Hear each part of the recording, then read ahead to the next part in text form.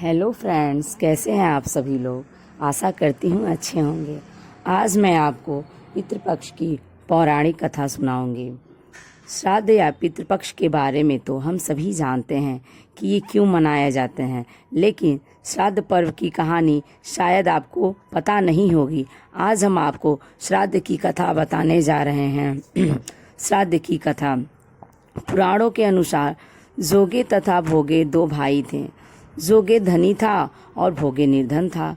दोनों में अत्यंत ही प्रेम था। जोगे की पत्नी को धन का बहुत ही घमंड था, लेकिन भोगे की पत्नी सरल हृदय की थी। पितृपक्ष के आने पर जोगे की पत्नी ने उससे पितरों का श्राद्ध करने के लिए कहा, तो जोगे इसे बेकार का काम समझकर टालने लगा। लेकिन उसकी पत्नी जानती थी कि यदि ऐसा नहीं किया तो लोग बातें बनाएंगे। साथ ही उसे अपने मायके वालों को दावत पर बुलाने और अपनी अमीरी दिखाने का यह सही अवसर लगा। अंत में वो बोली, आप मेरी परेशानी की वजह से ऐसा कह रहे हैं तो मैं यह सहायता के लिए भोगे की पत्नी को बुला लूँगी।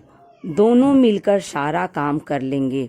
फिर उसने जोगे को अपने मायके न्योता देने के लिए भेजा। दूसरे दिन उसके बुलाने पर सुबह सवेरे ही भोगे की पत्नी आकर काम में लग गई।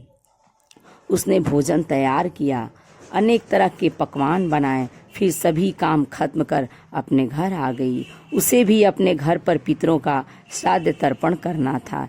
इस मौके पर जोगे की पत्नी ने उसे नहीं रोका और ना वह रुकी। दोपहर के समय पितर भूमि पर उतरे। जोगे भोगे के पितर पहले जोगे के यहाँ गए तो उन्होंने देखा कि उसके ससुराल वाले पहले से ही भोजन पर जुटे हुए हैं। आखिरी में वो भोगे के घर गए, जहाँ पितरों के नाम पर अगियारी दी जा रही थी। पितरों के अगियारी की राख चाटी और भूखे की नदी के तट पर पहुँच गए। थोड़ी ही देर में सभी पितर एकत्र हुए और अपने अपने यहाँ के श्राद्धों की तारीफें करने लगे।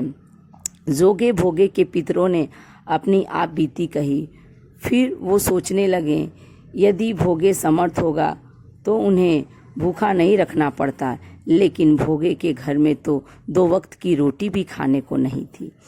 यही सब सोचकर उन्हें भोगे पर दया आ गई। अचानक वो खुशी में चिल्लाने लगे कि भोगे के घर धन हो जाए, भोगे भी धनवान हो जाए।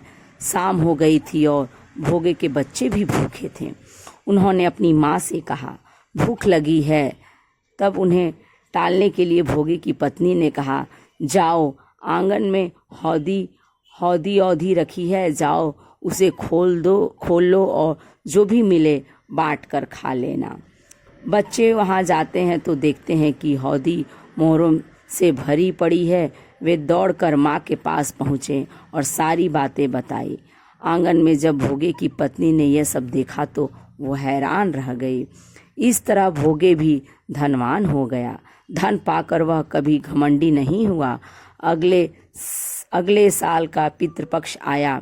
भोगे की पत्नी ने श्राद्ध के दिन 56 प्रकार के भोग बनाए। ब्राह्मणों को अपने घर बुलाकर श्राद्ध किया, भोजन कराया और दक्षिणा दी। सोने चांदी के बर्तनों में जेठ जेठानी को भोजन कराया। इससे पितर भी बहुत उनके प्रसन्न हुए और तृप्त हुए। ये वीडियो आपको कैसी लगी कमेंट्स करके ज़रूर बताएं।